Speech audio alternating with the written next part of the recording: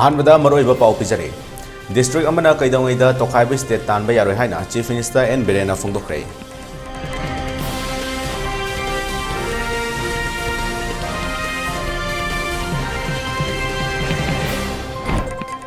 Minister L सुसिंद्रोगे कंगला लमखाइदा लेबा गोडाउन अमदी फार्म हाउस कोइसाउनरबा मियामना मैना थाखरे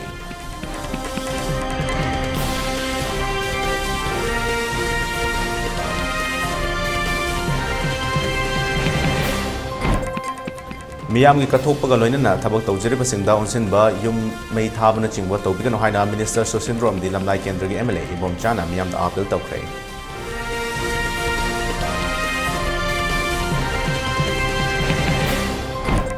आसाम राइफल्स ना कुकी मिलिटेंट सिंगदा आतमना मतेंग पांगी हाइना लमसांग केंद्र की MLA S राजेना moral सिक्रे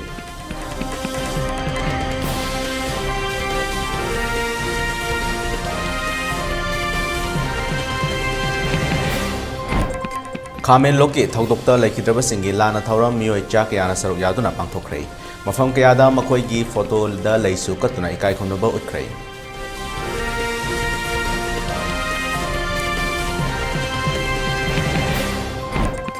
अमदी Imphal waste अमसुंग east के curfew ngasi numinang wairam pung 3 fawba komthoklei Bisnupur district ki numinang wairam pung 5 fawba adumuk leiri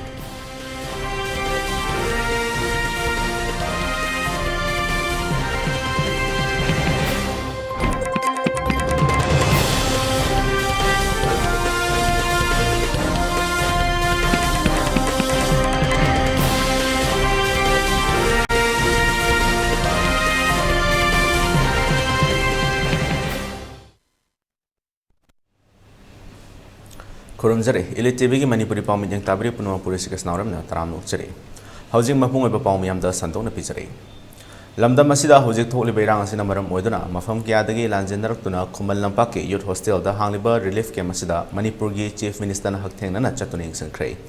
यंगसिन खोंगचर अदुदा लमदम असिगे chief minister ओइबा Nongthombam villain अमदी Bharatiya Janata party के president अधिकारी मयम सरदा देवी Imphal east की डिप्यूटी कमिश्नर कुमनथेम दाइना देवी अमदी Imphal east लरिबा तै मकोक थोंबसिंगसु सरुक याखे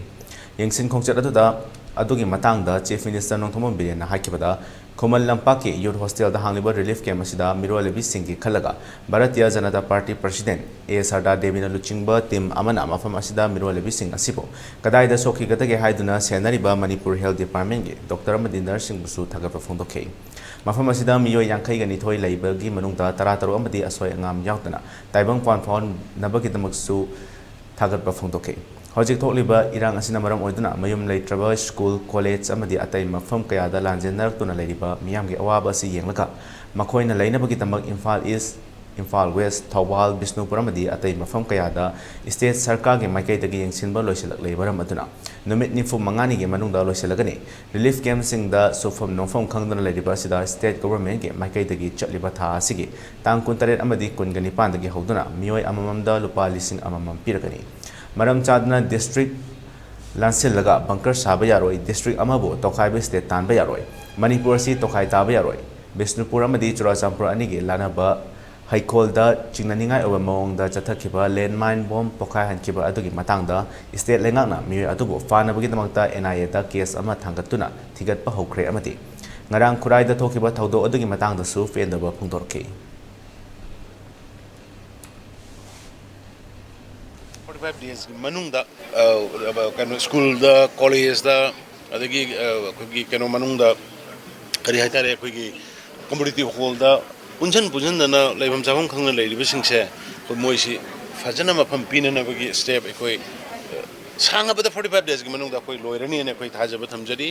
madugi maraptu da sura suka zarga nomaga tanba mayam amasu yawbani na moigi pocket money oinana ba mi amamda imung amada nataba mi imung amda mi manga leire lising manga mari leire lising mari aduna mi amamda per heta lising amam khudang aikoi Monday natraga Tuesday dagi makoi da leiriba koi gi relief camp khodi mak leiribi ni basing koi yan thopa horagani piba horagani hojik low singu ba khona ba tongnar pam hama yam se koi national highway da leirma bunker sing koi ayam loina lokho halabani national highway da bunker leiba khotpa dagi maram chadana district cross tongnar ga bunker sana ba khona ba si am ta to ba roi jing da buji irang leitre jing da irang leite ba kersu khana ba su leite chaina ba su leite ama su leite hoi nongmai kapak ba kholak ba tawri mayam do di koi force chap chana thengnari ꯑꯩꯈꯣꯏꯗꯤ ꯁꯤꯚꯤꯂꯤꯌꯟꯅꯤ ꯑꯩꯈꯣꯏꯗꯤ ꯚꯂꯟꯇꯤꯌꯔꯅꯤ ꯑꯩꯈꯣꯏꯒꯤ village ꯚꯂꯟꯇꯤꯌꯔꯅꯤꯅ ꯍꯥꯏꯕꯗꯣ ꯌꯥꯔꯔꯣꯏ village ꯚꯂꯟꯇꯤꯌꯔꯅ bomb ꯁꯤꯖꯤꯟꯅꯕ ꯌꯥꯄꯣꯟꯇꯦ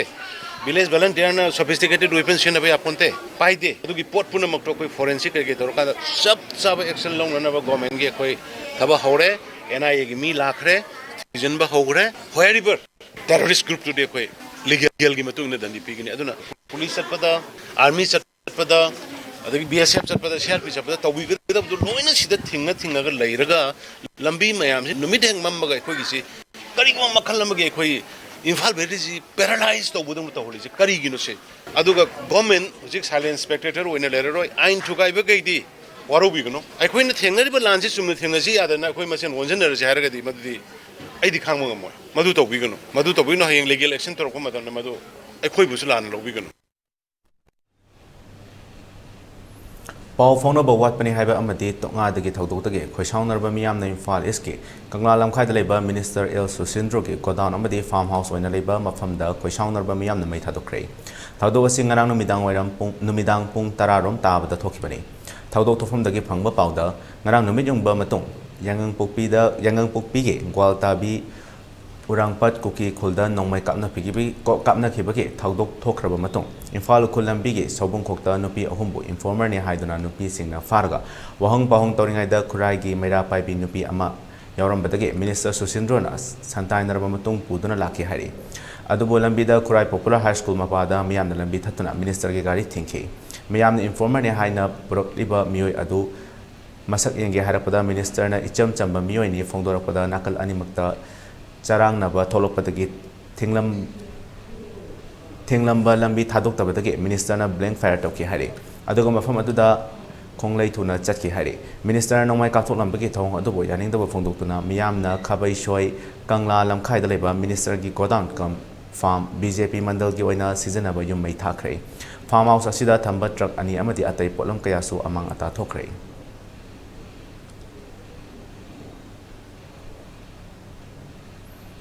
ꯃꯇꯨꯡ ꯇꯥꯔꯛꯄꯗ ꯈꯣꯏꯁꯥꯎꯅꯔꯕ ꯃꯤꯌꯥꯝꯅ ꯇꯤꯟꯁꯤꯠ ꯈꯨꯔꯥꯏ ꯁꯥꯖꯣꯔ ꯂꯩꯀꯥꯏꯗ ꯂꯩꯕ ꯃꯍꯥꯛꯀꯤ ꯌꯨꯝ ꯃꯩ ꯊꯥꯅꯕ ꯑꯃꯨꯛ ꯍꯣꯠꯅꯔꯛꯈꯤ ꯍꯥꯏꯔꯤ ꯃꯐꯝ ꯑꯗꯨꯗ ꯂꯩꯔꯝꯕ ꯁꯦꯀ꯭ꯌꯨꯔꯤꯇꯤ ꯐꯣꯔꯁꯀꯤ ꯀꯥꯡꯕꯨꯅ ꯃꯤꯌꯥꯝ ꯑꯗꯨꯕꯨ ꯇꯪꯈꯥꯏꯅꯕ ꯍꯣꯠꯅꯕꯗ ꯇꯤꯌꯔ ꯒ꯭ꯌꯥꯁ ꯁꯦꯜ ꯑꯃꯗꯤ ꯃꯣꯛ ꯕꯣꯝ ꯀꯌꯥ ꯀꯥꯞꯈꯤ ꯃꯗꯨꯗ ꯅꯨꯄꯤ 3 ꯑꯁꯣꯛ ꯑꯄꯟ ꯅꯪꯈ꯭ꯔꯦ ꯑꯃꯔꯣꯝꯗ ꯅꯨꯃꯤꯗꯥꯡ ꯄꯨꯡ 12 ꯃꯈꯥꯏꯔꯣꯝ ꯇꯥꯕ ꯃꯇꯝꯗ ꯐꯛꯅꯨꯡ ꯋꯥꯏꯔꯤꯗ ꯂꯩꯕ ꯕꯔꯖꯦꯟꯒꯤ ꯆꯦꯛꯀꯣꯟ ꯍꯥꯏꯔꯒ ꯈꯪꯅꯕ ꯆꯦꯛꯀꯣꯟ ꯑꯃꯁꯨ ꯃꯩ ꯊꯥꯗꯣꯛꯂꯝꯂꯦ ꯃꯁꯤꯗꯁꯨ ꯅꯠꯇꯅ ꯆꯤꯡꯉꯥꯔꯦꯜꯗ ꯑꯁꯥꯝ ꯔꯥꯏꯐꯜꯁ ꯄꯣꯁꯠ ꯃꯅꯥꯛꯇꯒꯤ ꯈꯔ ꯆꯠꯂꯒ ꯂꯩꯕ ꯂꯧꯕꯨꯛ ꯑꯃꯗ ꯄꯩꯗꯨꯅ PHCDꯒꯤ ꯄꯥꯏꯞꯁꯤꯡꯁꯨ ꯃꯩ ꯊꯥꯗꯣꯛꯂꯝꯂꯦ ꯉꯔꯥꯡ ꯃꯤꯅꯤꯁꯇꯔꯒꯤ ꯌꯨꯝ ꯃꯩ ꯊꯥꯕ ꯂꯥꯛꯈꯤꯕꯁꯤꯡ ꯀꯟꯇ꯭ꯔꯣꯜ ꯇꯧꯅꯕ ꯍꯣꯠꯅꯕꯗ ꯑꯍꯤꯡ ꯑꯊꯦꯡꯕ ꯐꯥꯎꯕꯗ ꯁꯦꯀ꯭ꯌꯨꯔꯤꯇꯤ ꯐꯣꯔꯁꯀꯤ ꯃꯥꯏꯀꯩꯗꯒꯤ ꯃꯣꯛꯕꯣꯡ ꯑꯃꯗꯤ ꯇꯤꯌꯔ ꯒ꯭ꯌꯥꯁ ꯁꯦꯜ ꯀꯌꯥ ꯑꯀꯠ ꯑꯈꯝ ꯂꯩꯇꯅ ꯀꯥꯞꯈꯤ ꯍꯥꯏꯔꯤ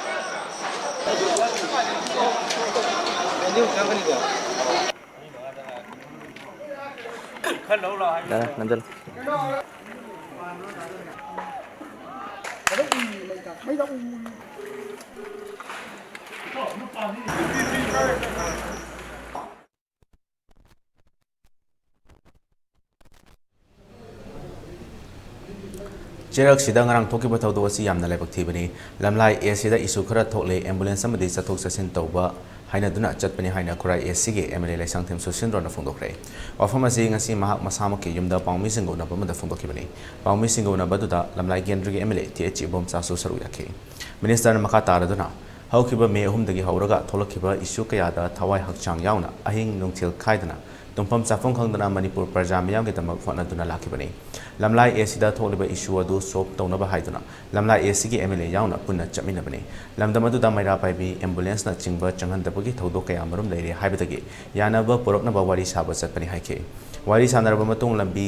ꯊꯤꯡꯕꯅ ꯆꯤꯡꯕ ꯇꯧꯔꯝꯕ ꯑꯗꯨ ꯌꯥꯅꯕ ꯄꯨꯔꯛꯇꯨꯅ ꯂꯣꯏꯁꯤꯟꯈꯤ ngarang sobung khokta kuki informer ni haina chingnaba nupi ani pharamba adu yenglobada kokomina michamni miyamgi mateng tawbani haibadagi wakhal taminakhi adubu madugi wahodagi atamnana attack tawduna mai thabana chingba thokliba sing asi tasena nuai to poi haina mahakna makhatana haiki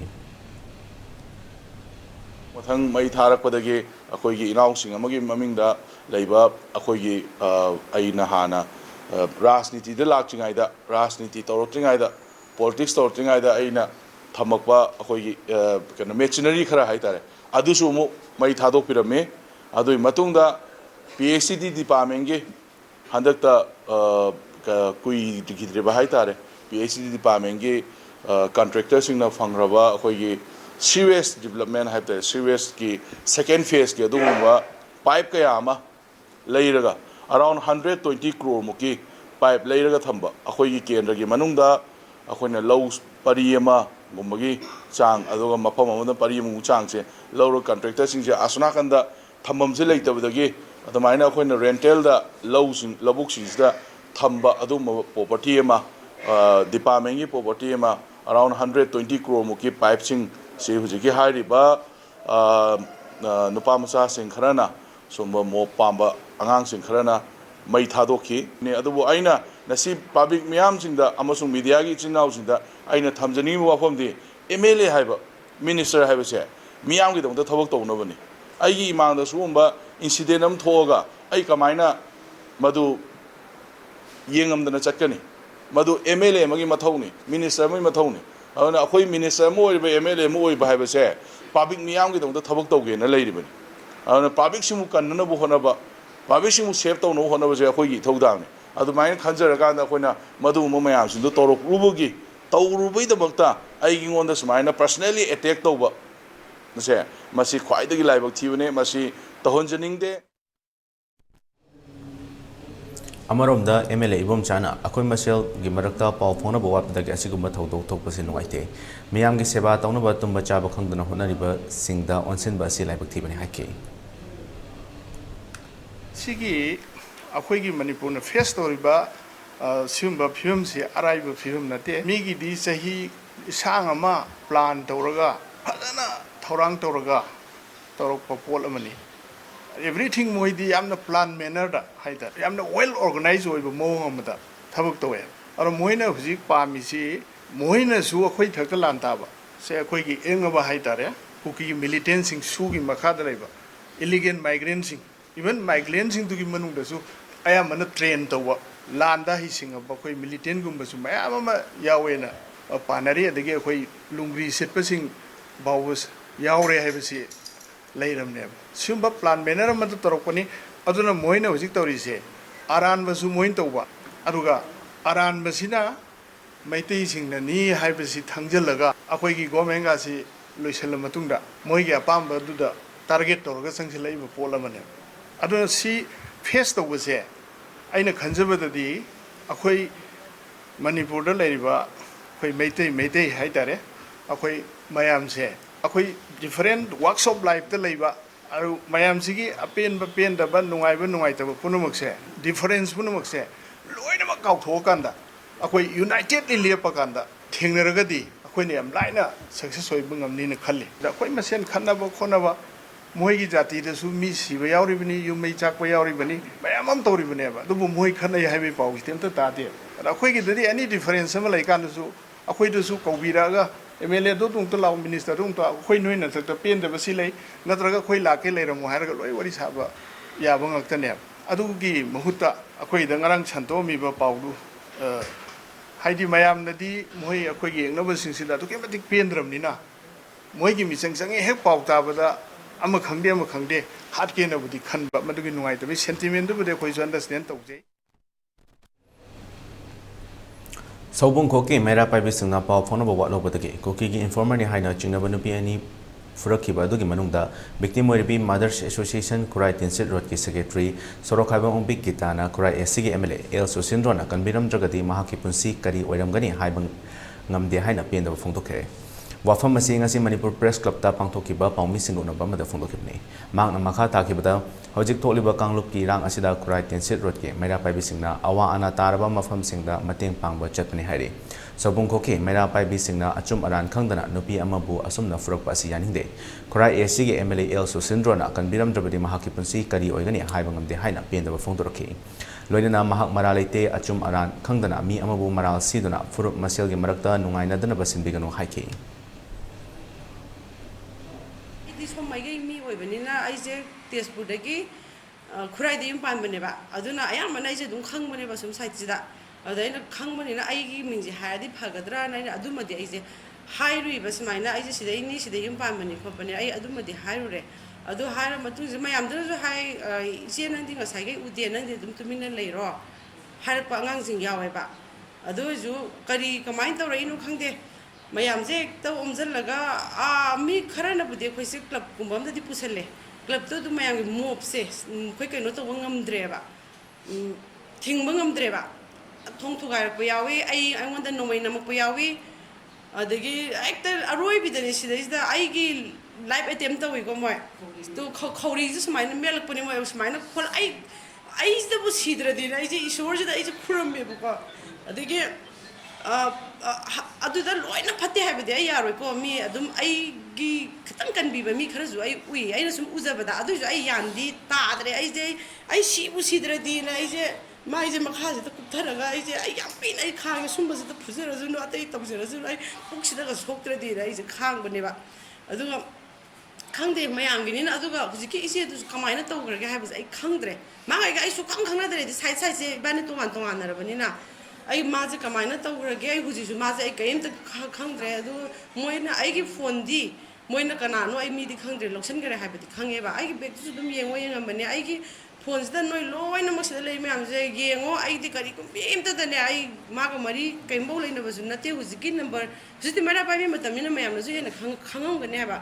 adum phone je amaga tor mateng pangna bagi khara heiba khotpa sidi longna banga tane ba mi loima ado khoi gi ju khurai gi si mayam je haira ga satli ne ba ado ida moina angonda kari no ba moina sibiri ba iran je ta mayam gi move sina ai je ai kari ai gi iran je kari no ba khoi gi khurai gi minister yai ma je ai gi manak nak pa da leram ba za ne ba ai ma khakta na ne ai ne sin noi mayam ba ma na ai kan bi ra pa Nakal amaromda Mothers Association ge member ngangomombi ibem chana phongdorokpada thaudok asida chene haina furakiba gita si thoklibirang asida thawai hakchang yauna athau asauba thaudang lauduna kanna hotnariba misak amani mahapu kuki informer ne haina achum aran thidoktana furakpa adu yaningte karigumba gitana maraleram lagadi maira paibi association da gitan thokani maraleram dragadi kurai tinsit rot ke maira paibi singna mahakidamak chauna lepli haike mi amagi punsi temsinaba mongda torokiba mong adu amuk hanna tobigano maira paibi ama oibage thaudang puna lominase amadi atuba matamda sobung khoke maira paibi singna atuba matamda chendok pirakadabani natrabadi akanbe action lokotkani haiki maira paibi haina thoise masige wahan to khangna maira paibi singsna thabak tominase lebaki isu chauraba sida thengminase haragadi masigumba crisis ase thohangum se haiba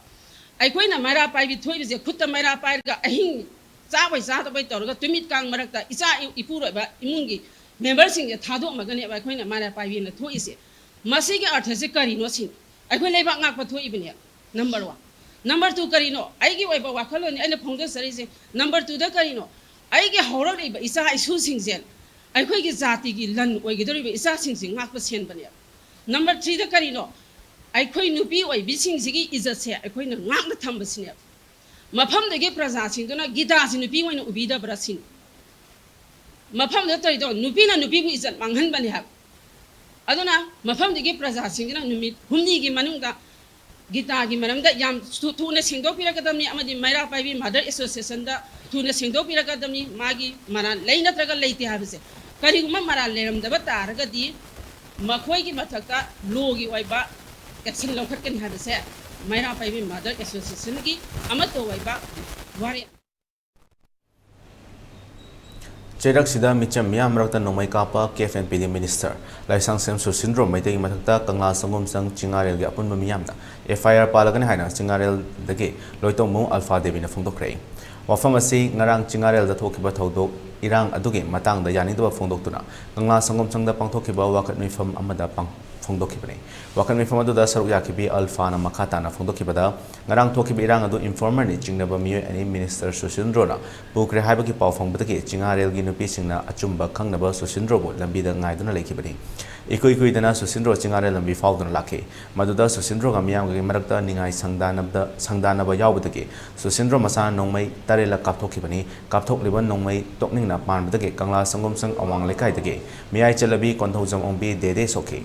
Madu punamak nathaiduna kakiban nongmai singadu Susindro masana kapanate mahaki security na kapani hariba wafam asi yumpham yawdo wafamni micham miyam ngakna leiriba mahakna asigumba thabak tawba asi miyam yaningde haike kaina ima ibenjing thokpiu phambiu army thajan birakanu hairaga ngarang sida mana tension namaga loinana aikhoi sida dhap oi kai oi tawre eba adaida akhoi je saungindana kainu ne tawri jibo mayamna mayamna informer ani phai khole habajigi asengba amasung achumba aranba ji hangen akhoi sar ngai jeramine na haeba adagiri nupa amana muk changjalaga laikai jigi ibungjing ama changjalaga sar sumaina sar na pugre na hairakpadagi akhoi ji sargi asengba amtang khange na ngai bani sardagi haidana haibaji nawada kanan hairei sar nupi do asam rai phangi nupi ne jo hai nawada kanan hairei nang kari oidi kain tawraga Dagi dap set orang meba nupa sida. Ada gini nupa amana mo hairabe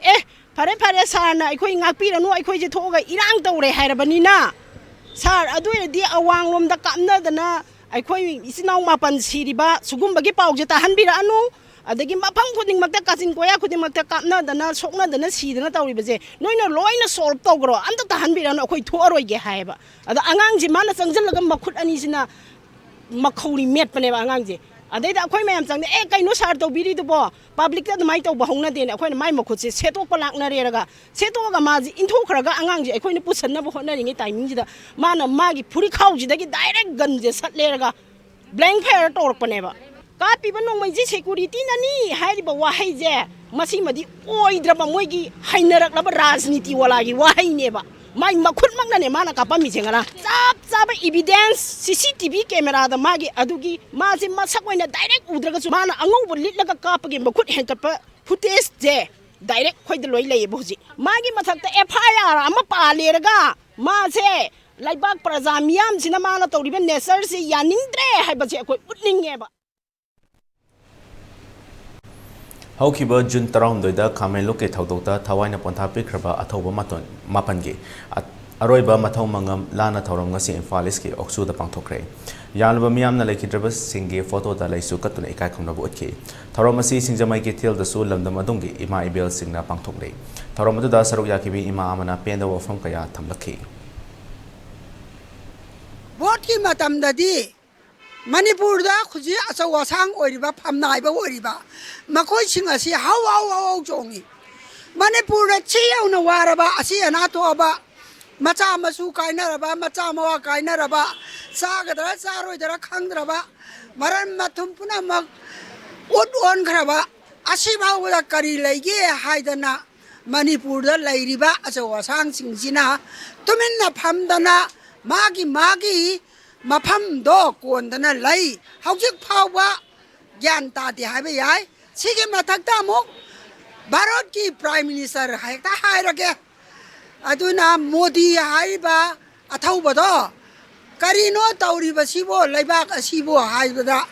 no ma phawa yang birakte achauba state ta already ngasi mana hanna yengdri basumaina atai do already ma yenghidra Sige sanu nage ne sanu apik palai bang ni haidana usit thawoi da mali aduga yamna hangjaning ba mana bota dia jam kanna tawraga hojik thawoi dribase akoi India natra baba Manipur se India ki state ama oi trabra haiba adugi question do hangingi Amaromda kamen loke thaudokta thawaina pontha pikraba athoba mapangi lana thoram iramdam kanba lupna susinduna lamboi khulda leba iraima imagi lampak ta pangthokre thoram adugi saruk ama oina athoba singadu ikai khomnaba utpa oina lamdam adombo ngak sena blaiba volunteer singna gun salute tokhi loina na laikhidraba singda फोटोदा लैसु कतुना इकाई खुमनखि थौरम अदुगा मरी लेना equal के adviser अथोपम ओकेना फोंदोखिबदा मे अहुमदगी हौदुना थोरकरिबा इरांग असिना मफम कयादा असोक अपन क्याना खले मसिगे मनुंग चना चुराचांपुर कांपोकपीना चिंगबा मफम कयादा मैतैगे यामलबा yum कई कया मैना थादोक्तुना मांगनख्रे इकुई कुइदबिदा हारिबा मफमसिंग असिदा मखोइगा ओइबा लंबी थोंग फाउननबा सेमलकपा मतमदा मैतैसिंगना मदुगी वाहन थोक खंगबा ngamludre adumako hojik mapandagi changlapa koki militin singna maitai singda chathariba thawng asi aikoi amata oina lantheng minasi haiba wafam phongdoke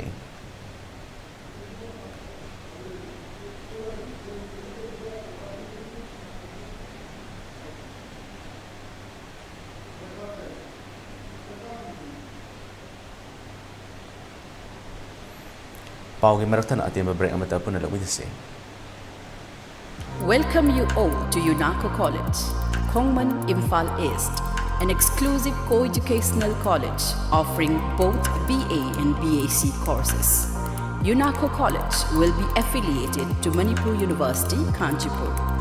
First academic session will begin in July 2023. Hurry up! Registrations and admissions open for 2023-24 academic session. Diabetes ka loina hinglibusing tha amagi manungda fahanba ngamle khong hamba nungai tabasu numit mangani gi manungda fahanba ngamle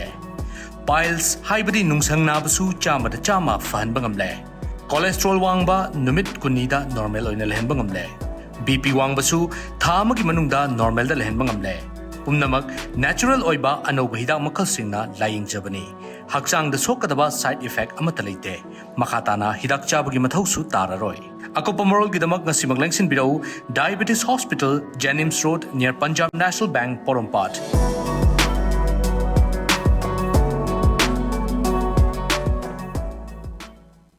Admission open. Manipur ki mapanda chatrabasu yaraba best quality education ga loinana Saraswati Institute of Management and Paramedical Science Pangai. Manipur University da affiliated tauba Indian Nursing Council amadi Pharmacy Council of India na recognized tauraba college asida chaliba academic session asigi akagnaba sit masingi admission housare. Coursing adudi BSc Nursing, Diploma in Pharmacy, Bachelor of Pharmacy, BSc Forensic Science, BSc Radiology and Imaging Technology, BSc RIT, BSc Medical Laboratory Technology, BSc MLT, amadi BSc Operation Theatre Technology Operation, BSc OTT hariba coursing asigi scholarship ki kudong saba su phangbigani amadi meritorious students singi oiba tongan ba kudong saba mayam ama legani akopa morol gidama 9856575163 college address Pangai opposite MPTC da lengbirak-tuna ngasimak kudong saba si lobiu.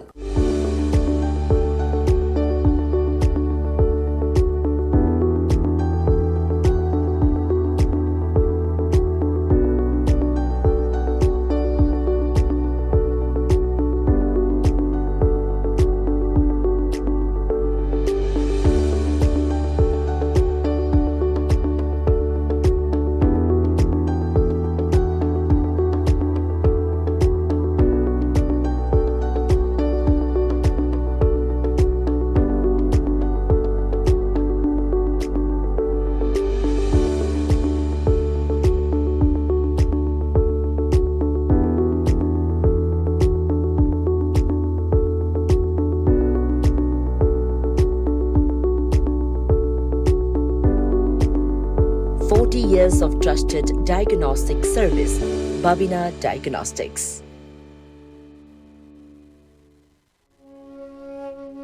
Lana Thauram Malem Taibang Panasida Ekoi Kwaigi Irakta Tinjaramba, Laishram Bankim Chandra, Atopamaming, Abung, Mathaina, Maginungsi Jaraba Imumanong Sagainatai Amadi, Maruk Mapang Kwai Pumnamapu Thadok Lamnaga. Haukiba Chaitet Tara Hundoi Tataru, Kumja Rising Aniga Kunbu Hundoi. Kumja Ingagi Kunga Mangani Panba Leba Popanumita, Kamen Loki Aigezang Kunda Tokiba Laibaktiba Taudokta, Taibang Chengzen Loireduna, Tengban Bamapugi Lekolda, Leirang Linam Una, Tinkre. Lakliba Chaitet Taramapan Tataru, Kumja Rising Aniga Kunbu Hundoi. Kumja Ingengi Nongmapan Baning Taukabanumita, Mangani Lehun Tamjaraga. Lakliba Chaitet Kungamanga Thataru Kumja Lising Aniga Kungohundoi. Kumja Ingen Gitaret Nipan Manomizing Numita Lana Tharom Thokle. नुमित असिदा लेखिद्रबगी थवाइना तेंगबानबा मपुगी लेकोलदा इंगना चिकना लेजरुनबा अंगंबा खरदंग लांगजदुना ताइबंग मपुगी ngaklau khada sidaba mapugi mingkhai rolga loinana katjagadori थोरोमसिदा अहन लमन इमा इबेन मरुप मपांग अमदी इचे इचल CSO सिंह क्लब सिंह अमदी लमदम सेगी इमा लूप सिंह पुमनमकना मतम चाना लेंबिरक्तुना सीदबा मपुगी मिंखै रोल तंबिरनबा इलिट टीवी की खोथांगदा पाउजेंजरी लाना थोरोमसि इमुंगी फिबमना मरम ओइदुना इमुंग मनुंग नेता क्लब अमदी खुलोन इरोनबा लेकाई सिंह CSO सिंह क्लब सिंह अमदी लमदम सेगी इमालुप सिंह गलुनना पांगथोक जरगनी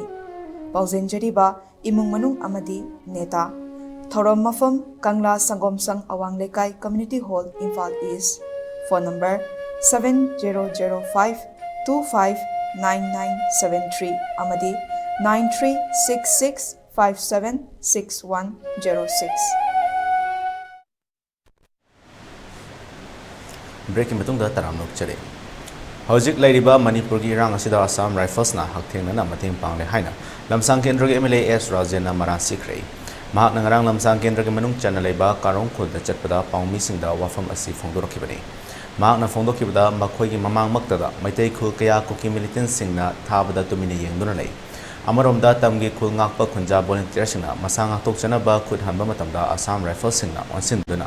नोंमै कापसेंदुना अवाफमदा तानबगी थबक थौंग कया ओबु फंगलै हदकता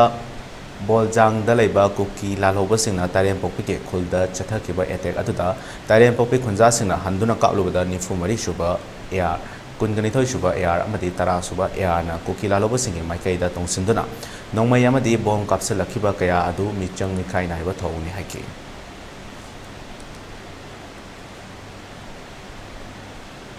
इम्फाल ईस्ट अमसुंग वेस्ट की ओइना ngasi नमिदां वायम पुंग 3 फाबा कर्फ्यू कमथोले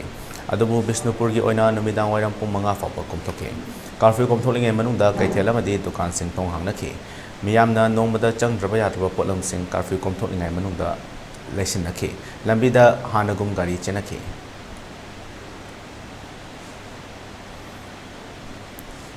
कोंगपाल सोशल डेवलपमेंट ऑर्गेनाइजेशन कम यूथ सेंटर कोंगपाल मया लेकाइन सिंदुना ngasi जेनिम्स की ब्लड बैंक दा मियोय कुनमंगा हेनबना मणिपुर दा थोलिबा थौदोक असिदा सोकलबा मियाम सिंगी दमक थवाई कनबा होनबदा खजिक्तंग ओइरबसु मतेंग तौबा ओइना ई दान तौबनी हाइना कोंगपाल सोशल डेवलपमेंट ऑर्गेनाइजेशन क्लब कम यूथ सेंटर के जनरल सेक्रेटरी नावरेम दिनेश ना फोंदोखि हौजिक थोलिबा कांगलुप अनि की रांग असिना सोकलबा मियाम की थवाई कनबा होनबदा मतेंग खजिक्तंग ओइरबसु हाइदुना लेकाय असदा लेरिबा मियामना ब्लड डोनेशन के मसे पांथोकसबनी ममांगदगी मियाम की मतेंग तौदुना सुलाकली मखा तानासु तौकिनि हाइना महाकना मखा ताखि सियौना वारनबा वाना याम तारबा मतमसिदा करिगुमा मतेंग हानदगिसु तौरगा लाक्सरी अदुगु लेकाइजिकी ओइना अखोइ वॉलंटियर सिंगसिदगी इजे हाना हॉस्पिटल जिते इजी पीजे हाइबजे अखोइना कन्ना लेपनरबा मतुंदा मसिना चौबा मतेंग मो ओइ असो इपलिबा मयामदु मतेंग मो ओइनरबा हाइदुना अखोइना EPJ na lepna sabni ado khoi ngasi EP to je mi kun manga muk ni punna ado khoi kun manga muk se kharju laga leiri haina takpiri hausi kun manga muk se pirani duga kun manga jina karai karai no drakha leba hospital sida lakpa I drakha leba lamjiga mari linana like ba mida khudung sabo oin ni hajina khoina smai to in stop sabni नोंगचुप Imphal पलेम इमा अपन बलुक नसिंदुना ngasi kasapa junction yumjawla ne bida wakami pham khrei wakami pham adu da tongan tongan ba waro liba play card kya so season akhe loinana pen da bagi kholaw kya sulakhe me pham adu da saru yakibi nongchuk Imphal पलेम इमा अपन बलुक के secretary general सोरासम शांति Lemna हाय लेबा की मपु मपी मपा ओरिबा वा अमतंग ngangnase union home minister masam angna numit 15 ni leiraga lakani hairamba adu masamaksu kawrobra असुक लोरबा मतम असिदा prime minister की मन की बात जानिंगते सुदलरिबा cookie militant Singh लौथो NRC सनहलो मदुदता अखोय Shanti पुरखनि हाइना Mahna मखाताना हाइके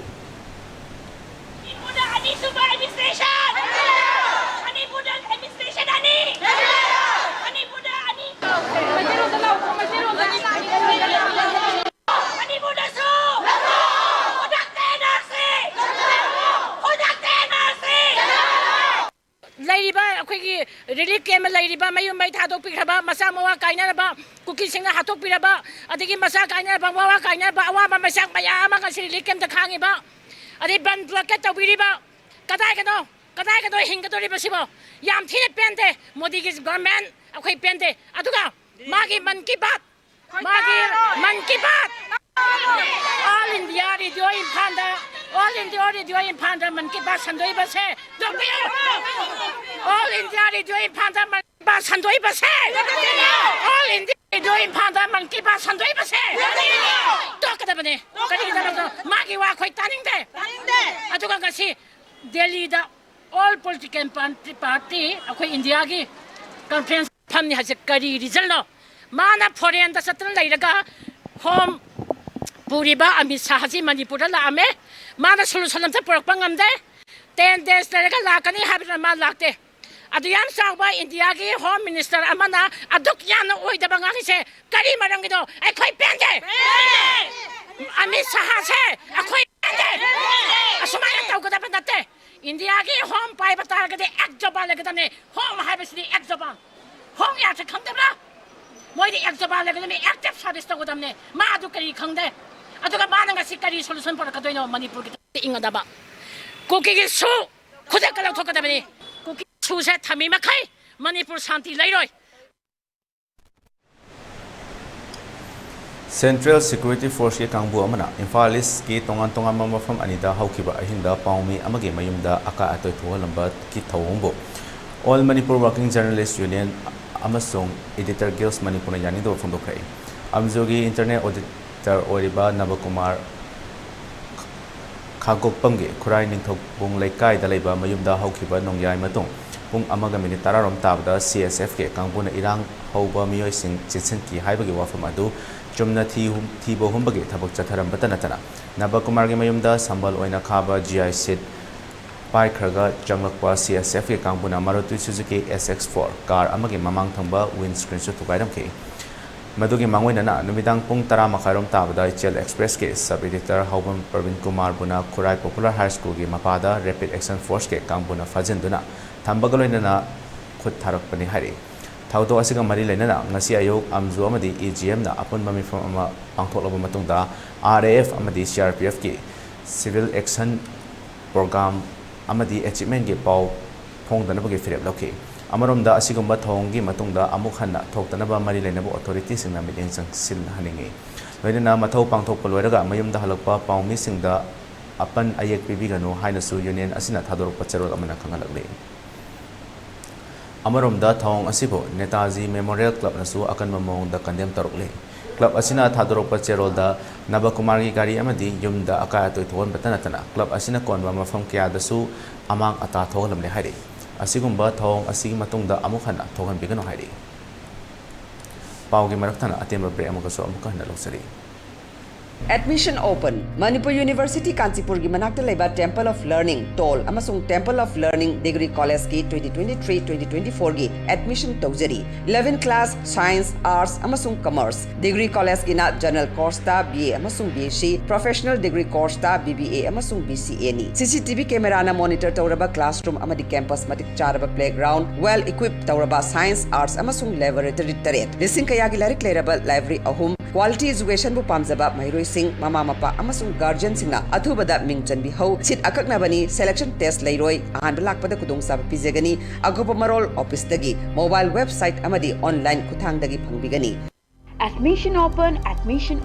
R&T Institute and Aviation Academy ke Lakatori Station 2023-24 ke admission Hausare Institute as the Ministry of Corporate Affairs Government of India na well recognized tauraba amati 5 years service complete oiraba Manipur da amatangairaba Air Hostess Training Institute amani class 12 pass tauraba mahairoi singna tungi afaba career amati aviation industry da changningba singna mingchan biba yaragani male and female punna apply toba yaraba 10 to 15 years flying experience later trainer singna train tauriba 100 plus students placement pi kraba institute asida tongan ba course sing khudong chaba lecture course sing atudi international air hostess training airport operation staff training ground handling loina na soft skill career counseling interview skill spoken English and Hindi grooming guest lecturer session resume making mock interview service classes first aid, interview preparation, Zumba class, swimming class amadi, airport visits, Institute asigi staff singa loinana placement assistance ki damag Imphal amadi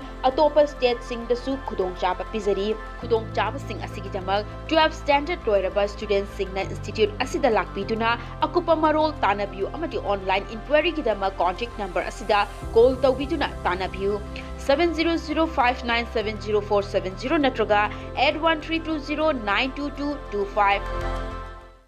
SS Career Solution na chahi tara hena khunai sida leiriba naharol singbu achumba sinfam ama khangjanabagi khudong chaba du mapung fana pina bagi damak specialized oiraba team kaya semduna angang singbu nauringai dagi khoiga chanaba sinfam gi maramda singna mari makhong taktuna afaba khunai ama oiraknaba hona duna ngasi fawbalak Career Solution amagi chap chana guidance thiba haibasi arriba dinate adubu ipurgedi thoina nungsa thiningai oitre SS Career Solution na akaknaba plan amadi expertise singa putsinduna sacha khaknatana community level dagi hauraga adom gi khwaidagi chanaba sinfam adu mai pakna chatnanaba same sagani aikhoigi mamal yamlaba naha singbu tungge chuwalambe lamada lamjing haurasi SS Career Solution na piriba khudong chaba singasi khopna khanta haurasi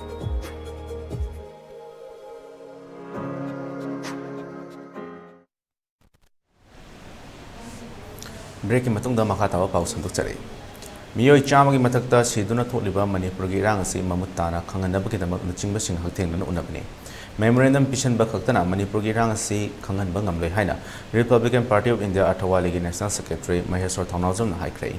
wafam asi ngarang National TV channel hin voice na logo interview amadam hak na phongdokhibani mifam atuda mahak na makha taradun hai Manipur da hojik tholiba rang asi center gi luchingba sing na mamuttana khanglabadi loishanbada matam kari su changngai oite irang asi loisalo haina Manipur gi miyam na talibu demand asi subnatagi demand hum kaktani demand sing adudi suda leriba kukila loba sing control to Manipur da yelhomi amadi citizen masak khangdok na ba NRC satna halo amadi Manipur gi integrity kaidana separate administration piba sungai yaroi haiba kaktani masida khongjang changsaliba miyam CSO amadi mihut singna Bishiliba memorandum sing asige mathakta manadaba kaya amasu yauriba asina center gi luchingba singdasu wakhal tadabu oigani hariba diman ahum asi khaktada punna lemina duna Manipur kalhonaba hotnabani haina mahakna makhatana haiki मतलब इसके लिए we just want to clarify, we want to just meet to all the leaders of our country ठीक है वो लोग जानते हैं या नहीं we just want to know because Manipur का इतना इशू बड़ा हो गया लोग मर रहे हैं 100 से ऊपर लोग मर रहे हैं वो we just want to know that they know the facts or not क्योंकि सिर्फ एक मेमोरेंडम देने से नहीं होगा मेमोरेंडम देने वो पड़ेगा नहीं पड़ेगा हम लोग को कुछ मालूम नहीं है so we have to meet the direct personality and we have to know कि मणिपुर का जो अभी हो रहा है आपको मालूम है तो अभी तक सॉल्व क्यों नहीं कर पा रहा है इसका क्या रीजन है बिहाइंड तो वो लोग कुकी मिलिटेंट्स क्या चाहता है एक सेपरेट स्टेट चाहता है सेपरेट एडमिनिस्ट्रेशन चाहता है क्योंकि वो लोग का कुकी लैंड एक फॉर्म करे और पॉपी कल्टीवेशन का ड्रग का बिजनेस शुरू हो और उसके साथ अच्छी तरह से वो बिजनेस कर पाए वो उससे इंडिया बर्बाद हो जाए we are not saying that in मेरे स्टेटमेंट में भी और कोई भी स्टेटमेंट में आप कोई भी मैत्री स्टेटमेंट में भी आप देखा नहीं होगा कि गो बैक कुकीज लिखा है कभी लिखा है go back Kuki to Myanmar कुछ लिखा है नहीं वो लोग क्या बोल रहा है सेपरेट एडमिनिस्ट्रेशन आपके घर को तोड़ो बोल रहा है हम लोग क्या बोल रहे हैं शू मिलिटेंट्स का एग्रीमेंट को खारिज करो इसका मतलब बंदूक वाले अपना बंदूक को रखो बोल रहे हैं त्रिपुरा की पंचासी श्री श्री हरि मंदिर दंगरा नुमिदांग Manipur cultural forum Kamalapur organization मियांग की मिफम फमदना मणिपुर की हजिक फिल्म खनख्रे मणिपुर नुमियांखई चुपना सोकनरक्लिबा लानफमद थवाइना पोंथा पिख्रबसिंग मिनिट अमा तुमिना लेदुना अवाब फोंदोकपा इकाई खनबो उतकी मिफम त्रिपुरा मणिपुरी साहित्य परिषद के जनरल सेक्रेटरी थौदाम नील कुमार सिंह पंचायत प्रधान हामोम अमरेश नीलमणि शर्मा लोइनना ऑर्गेनाइजेशन के मेंबर कया सरू याखी त्रिपुरा मणिपुर साहित्य परिषद के जनरल सेक्रेटरी थौदाम नील कुमार फोंदोखिबदा मकोई करिसु पामदे पीस पामे मणिपुर अवाब तादुना लैरिबा इचिल नाउसिंगी नमजब मतेंग कमलापुर लैरिबा मैतै खुंजा तरेतगी खाइगतनादुना अथुबा मतमदा मणिपुर यौहलगनी हाइखी बसिगी मरम कयादसु लै अदु मयम मरम कयामक्ते कोइना तसेंगना हाइबदि ngamde अदुबो कोइना चिंगनबा कयादि लै ꯃꯁꯤ ꯊꯣꯛꯍꯟꯕꯁꯤ ꯁꯃꯥꯖꯁꯤꯕꯨ ꯑꯅꯤ ꯈꯥꯏꯗꯣꯛꯅ ꯊꯝꯅꯤꯡꯕ ꯁꯃꯥꯖꯁꯤꯕꯨ ꯄꯨꯟꯅ ꯂꯩꯍꯟꯅꯤꯡꯗꯕ ꯁꯥꯟꯇꯤꯗ ꯂꯩꯍꯟꯅꯤꯡꯗꯕ ꯑꯁꯤꯒꯨꯝꯕ ꯃꯤꯑꯣꯏ ꯈꯔꯅ ꯐꯨꯔꯨꯞ ꯑꯅꯤꯁꯤꯕꯨ ꯀꯨꯀꯤꯕꯨꯁꯨ ꯃꯤꯇꯩꯕꯨꯁꯨ ꯏꯟꯁꯤꯜꯂꯒ ꯊꯥꯎ ꯍꯩꯖꯤꯜꯂꯒ ꯁꯥꯍꯜꯂꯒ ꯈꯨꯟꯅꯥꯏ ꯑꯅꯤꯁꯤ ꯐꯨꯅꯍꯜꯂꯒ ꯑꯩꯈꯣꯏꯅ ꯅꯨꯡꯉꯥꯏꯅ ꯑꯦꯗꯃꯤꯅꯤꯁꯇ꯭ꯔꯦꯁꯟ ꯇꯧꯕ ꯁꯥꯁꯟ ꯇꯧꯕꯒꯤ ꯋꯥꯈꯜꯒꯤ ꯃꯑꯣꯡꯁꯨ ꯃꯥꯜꯂꯤ ꯑꯗꯨꯕꯨ ꯑꯩꯈꯣꯏꯅ ꯃꯨꯟꯅ ꯈꯜꯂꯒꯗꯤ ꯑꯩꯈꯣꯏ ꯇꯧꯔꯤꯕꯁꯤ ꯑꯩꯈꯣꯏ ꯏꯁꯥꯒꯤ ꯑꯃꯥꯡꯕꯅꯤ ꯀꯨꯀꯤꯒꯤꯁꯨ ꯑꯃꯥꯡꯕꯅꯤ ꯃꯤꯇꯩꯒꯤꯁꯨ ꯑꯃꯥꯡꯕꯅꯤ ꯃꯅꯤꯄꯨꯔꯒꯤ ꯈ꯭ꯋꯥꯏꯗꯒꯤ ꯍꯦꯟꯅ ꯍꯥꯏꯔꯕꯗ ꯃꯅꯤꯄꯨꯔꯒꯤ ꯑꯃꯥꯡꯕꯅꯤ ꯃꯁꯤ ꯀꯔꯝ ꯀꯥꯟꯗ ꯃꯁꯤ ꯑꯃꯥꯡꯕꯁꯤ ꯀꯣꯛꯍꯟꯕ ꯉꯝꯒꯗꯕ ꯃꯁꯤ ꯀꯅꯥꯁꯨ ꯍꯥꯏꯕ ꯉꯝꯗꯦ ꯀꯌꯥ ꯀꯨꯏꯅ ꯂꯩꯒꯗꯕꯁꯨ ꯍꯥꯏꯕ ꯉꯝꯗꯦ ꯃꯁꯤ ꯍꯧꯖꯤꯛ ꯍꯧꯖꯤꯛ ꯄꯨꯛꯅꯤꯡꯗ ꯁꯥꯟꯇꯤ ꯄꯨꯔꯛꯅꯕꯒꯤ ꯍꯤꯡꯁꯥꯒꯤ ꯂꯝꯕꯤ ꯊꯥꯗꯣꯛꯇꯨꯅ ꯀꯨꯀꯤ ꯑꯃꯁꯨꯡ ꯃꯩꯇꯩꯒꯤ ꯃꯅꯨꯡꯗ ꯊꯥꯖꯕ ꯃꯥꯡꯈꯤꯕꯁꯦ ꯊꯥꯖꯕꯁꯦ ꯑꯃꯨꯛ ꯍꯟꯅ ꯄꯨꯔꯛꯅꯕꯒꯤ ꯍꯣꯠꯅꯐꯝ ꯊꯣꯛꯏ ꯍꯥꯏꯅ ꯈꯜꯂꯤ Khetrigaon Assembly Constituency के MLA Sheikh Nur Hassan बो NPP के National Secretary Political Affairs के थौपुनबा NPP के President Kornat के सकमाना ngasi order ma thokre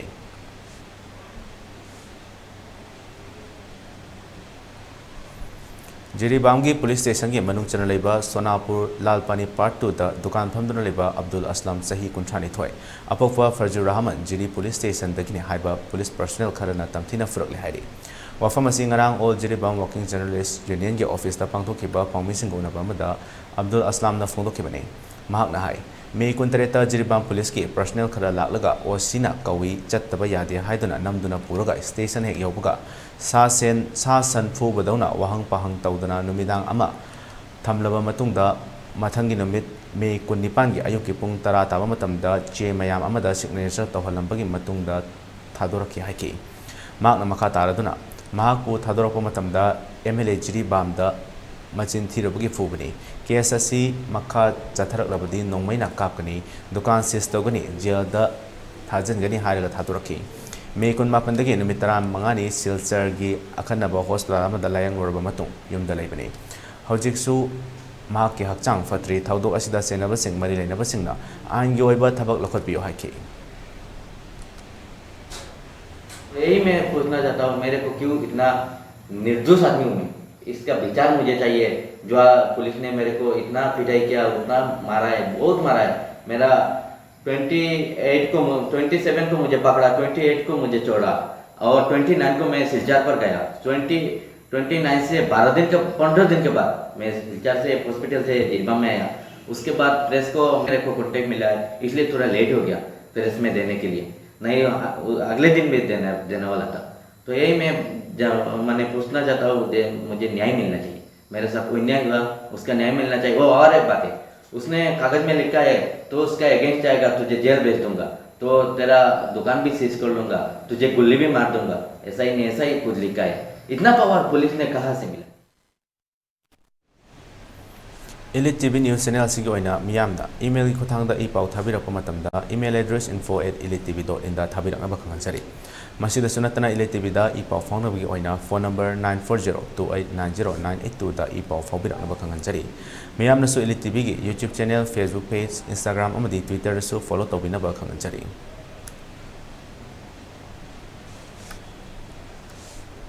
loisalakpada maru iba pau amuka hna bijari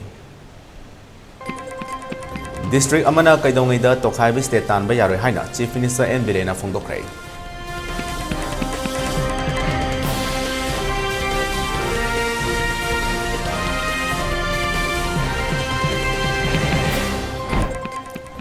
Minister L Susindro ge Kangla lamkhaida leba godown amadi farm house da khoisaunarba miyamna mai thakrai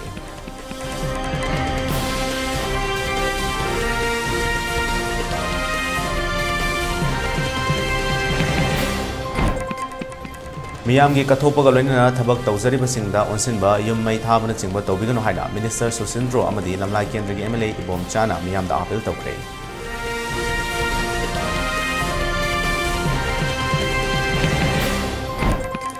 Assam rifles ना cookie militant सिंगदा अतमना मतेंग Pangi हाइना लमसांग केंद्र की MLA S राजेना moral सिक्रे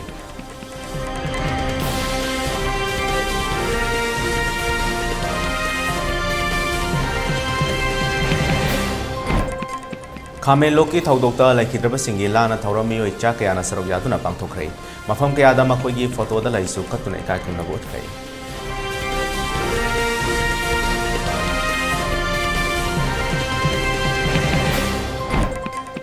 amadi Imphal West amasung East ke curfew ngasi numidang wairam pung 3 faubo komthokde Bishnupur district ki numidang wairam pung 5 da adumak leide